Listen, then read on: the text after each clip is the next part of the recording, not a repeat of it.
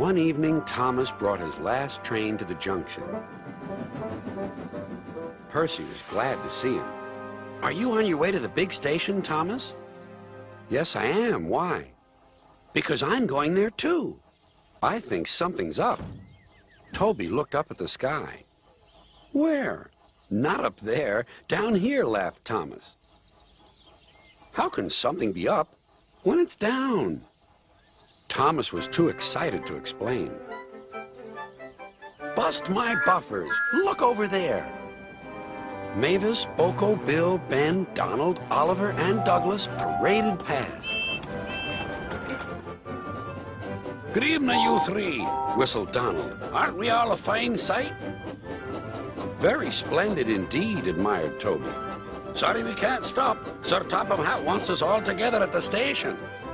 "What is this about?" asked Thomas. "Sir Topham Hatt has a plan," answered his driver. "Come on." So they followed the other engines to the big station at the end of the line.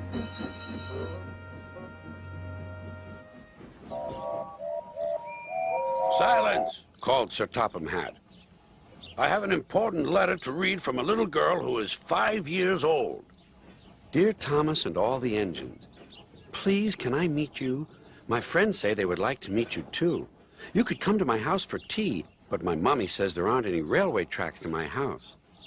Can you come to the station instead? Thank you very much."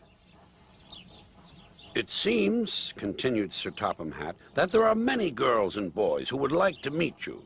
Therefore, we are all going to the big city far away." "Hooray! Hooray!" the engines whistled.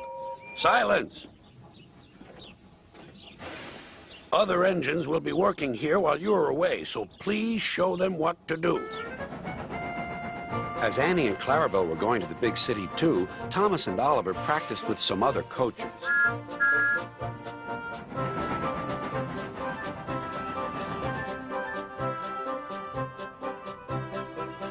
Thomas grew more and more excited. Too excited for his own good. "I'm glad I'm a splendid engine," he puffed. "Sir Topham Hatt thinks I'm really useful. I had a race with Bertie once. I whooshed through the tunnel and stopped an inch from the buffers." Then Thomas made his mistake. "Just like this," he boasted.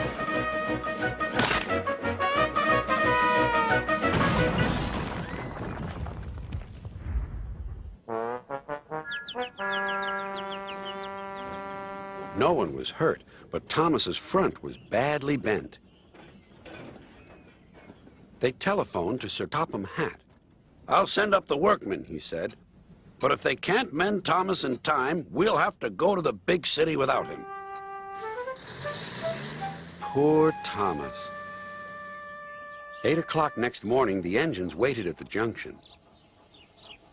Toby and Percy were each on a truck, and Duck had pushed them into place behind Edward. Gordon, James, and Henry were waiting to lead off. They whistled impatiently. Sir Topham Hatt looked at his watch. "I'll wait 1 more minute for Thomas, then we have to go."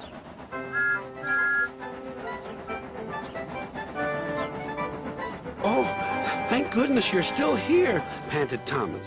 "I hope we're not late, as it's just after 8. The conductor blew his whistle and waved his flag. The engines cheered. "Look out, big city, here we come!" And the cavalcade puffed away.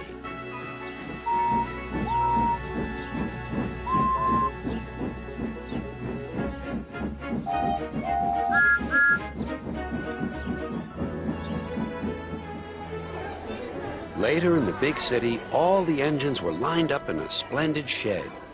The children were delighted to meet their friends. "I'm glad the little girl wrote to us," whispered Thomas to Percy. "Isn't it wonderful what happiness a letter can bring?"